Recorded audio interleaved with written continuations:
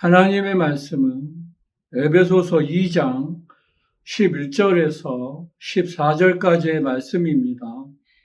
제목은 그리스도의 피로 화목하게 하심입니다. 살아계신 하나님 아버지, 오늘도 이렇게 귀한 시간 주심을 감사합니다.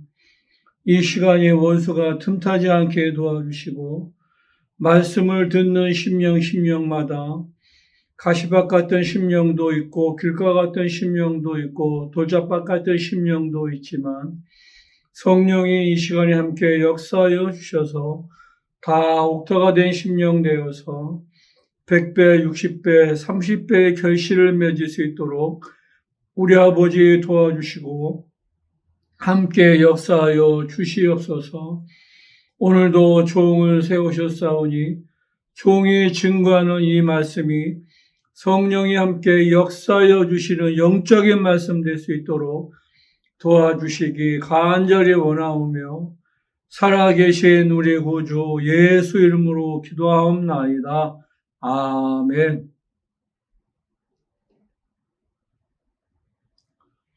우리가 구약 성경에 이렇게 보시면은 이제 제사의 종류가 여러 가지가 있지만은 그 중에 중요한 것이 무엇이냐면 속죄제와 속건제의 제사가 있습니다.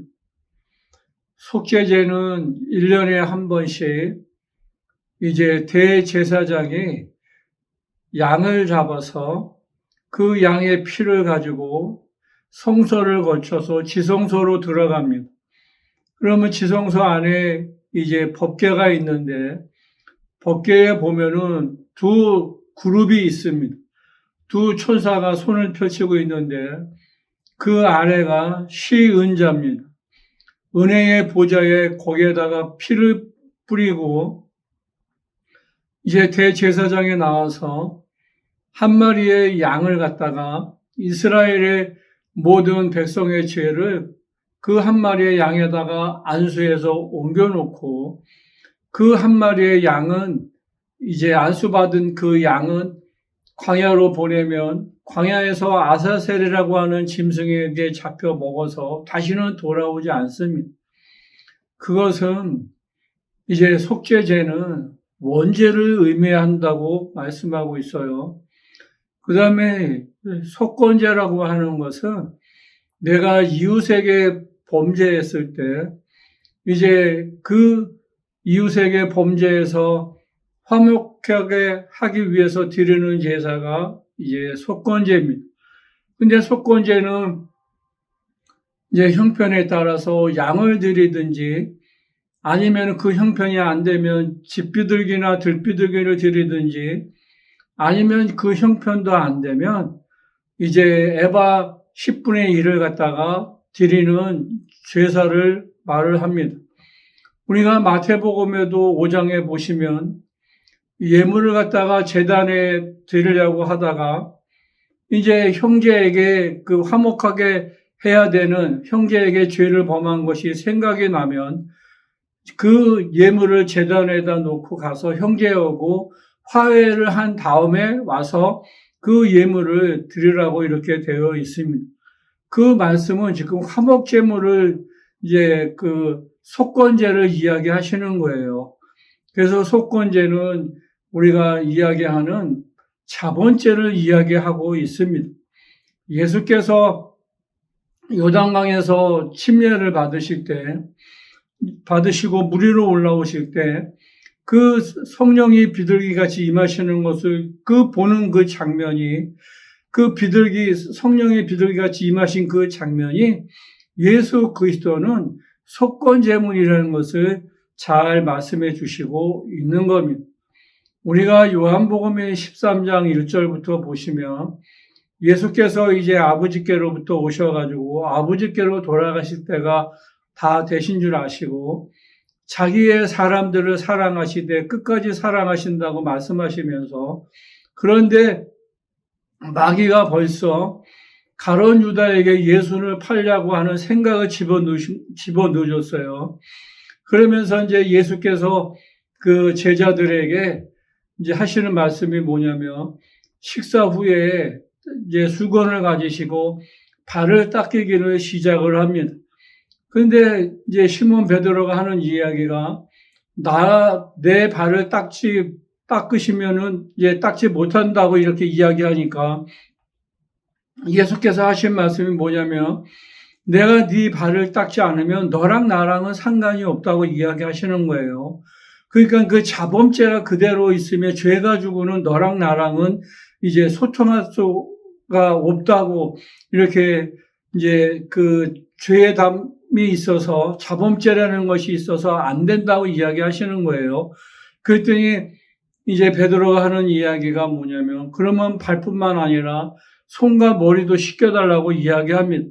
그랬더니 예수님이 하신 말씀이 뭐냐면 목욕을 한 자는 이미 다 온몸이 깨끗해졌으니까 발만 닦으면 된다고 이야기를 하시는 것처럼 발은 걸어 다니면서 늘 먼지에 그 더러워지는 것처럼 우리의 생각이나 우리의 언행이 늘 더러워질 수밖에 없어요. 그래서 자본죄와 본죄는 늘 그냥 수시로 회개를 해야 된다는 것을 이제 잘 말씀하시고 있습니다. 이와 같이 그 죄가 있기 때문에 하나님의 영광을 이제 볼 수가 없어요. 그래서 하나님의 아들 예수가 이 땅에 오셔서 인류의 모든 죄를 사하실 때에는 그 예수라도 하나님의 아들 예수라도 십자가에서 죽지 아니하시면 절대로 죄사함을 받을 수 없다는 것을 잘 말씀하시고 있습니다. 짐승의 피 가지고는 그 유효기간이 대제사장이 드리는 그 짐승의 피 가지고는 유효기간이 1년밖에 되지 않아요. 그럼 1년이 지나면 또 제사를 드려야 되고 1년이 지나면 또 제사를 드려야 됩니다. 그러나 예수가 직접 그리스도가 제사장이 되어서 대제사장이 되어서 한 번 드리는 그 제사는 영원히 죄를 없이 하시는 제사라는 것을 잘 말씀하시고 있습니다. 그래서 대제사장이신 예수가 이제 보좌에 올라가셔서 그 보좌에다가 이제 그 피를 뿌렸다는 것을 우리가 잘 알고 있는 것처럼 그 예수의 피가 없이는 어느 누구도 죄사함을 죄에서 자유할 수가 없어요. 죄에서 구속받을 수가 없습니다. 근데 우리가 그 어디에서 구속을 받느냐? 죄에서 구속을 받는 거예요. 어디서 우리가 정말 이제 속죄를 받느냐? 죄에서 속죄를 받는 거예요. 어디서 우리가 이제 속죄를 받느냐? 이제 심판에서 속죄를 받는 겁니다. 우리가 어디에서 정말 속죄를 받느냐? 우리가 영원한 형벌에서 속죄를 받는 거예요. 그러니까 우리가 받는 구원은 죄에서 구원을 받고 심판에서 구원을 받고 영원한 형벌, 정말 지옥에 가는 그 형벌에서 구원을 받는 겁니다. 그러니까 예수의 피가 없이 그대로 죽은 사람은 구원을 받을 수가 없어요. 그 자체가 그대로 지옥에 가고 이제 이 땅에서는 죽으면 그게 바로 정말 구원받지 못하고 예수의 피의 은혜를 받지 못하고 죽은 그 영혼이 귀신이라는 것을 성경에 분명히 말씀하시고 있는 겁니다. 예수께서 십자가에서 죽으셔야만 우리가 이제 죽으시고 난 다음에 성령이 우리에게 임하실 수 있어요. 예수가 죽기 이전에 짐승의 피 아래 있을 때에는 성령이 한 사람에게도 한 영혼에게 내주하신 적이 없습니다. 그때는 구약 시대 때는 이제 밖에서 성령이 감동하셨지만 십자가에서 예수가 죽으시고 난 다음에 이제 하늘로 올라가셔서 아버지에게서 성령을 받으셔서 보내신 그 보혜사 성령이 우리의 영혼 속에 들어와 계신 다음부터는 이제는 우리가 영원히 성령이 우리를 떠나지 아니하시고 우리의 영혼에 이제 함께 역사하신다는 것, 그리스도가 우리 영혼 속에 들어와 계신다는 것을 분명히 말씀하시고 있는 겁니다.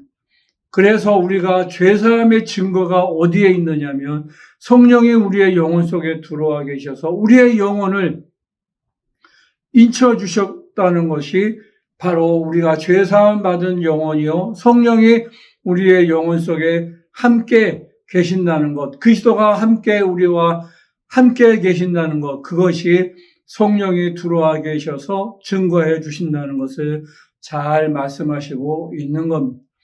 우리가 사람들이 율법으로 의인이 되려고 이렇게 노력을 하지만 율법이라고 하는 것은 지키겠다고 약속하신 것이 무엇이냐면 그게 바로 할례예요. 그러니까 율법을 지키겠다고 할례를 받았는데 그 율법을 지키지 않으면 할례가 무할례가 되는 겁니다.